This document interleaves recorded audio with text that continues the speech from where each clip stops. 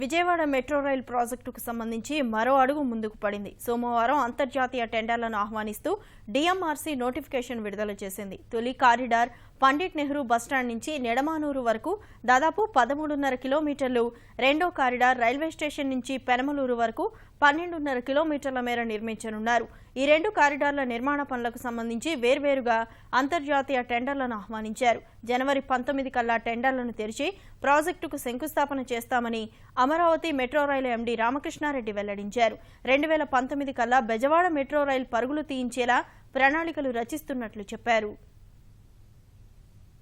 మనం at least 2019 ఫిబ్రవరికి start చేయాలి అంటే ట్రయల్ రన్స్ అన్నా కంప్లీట్ చేసి మనం చూపిస్తే ఇక్కడ విజయవాడ ప్రజలకి మెట్రో వస్తున్నదన్న ధైర్యం ఉంటుంది. కాబట్టి అది ఆ టార్గెట్ అచీవ్ కావడానికి ఏం చేసామంటే నేను ఢిల్లీ వెళ్ళి టెండర్స్ ప్రక్రియ అంతా మొదలు పెట్టించాము.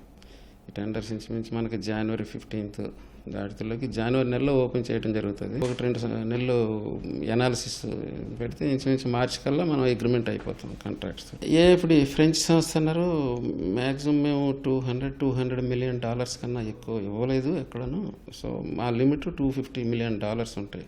1800 కోట్లు, లెస్ దెన్ 2000 crores వస్తుంది అనుకుంటే. మ్యాక్సిమం 2000 crores ఒకళ్ళు ఇస్తారనుకుంటే మనకి ఇంకా 3600 నుంచి 4000 వరకు అవసరం వస్తుంది. సో 2 సంవత్సరాలు అవసరం వస్తుంది అనమాట.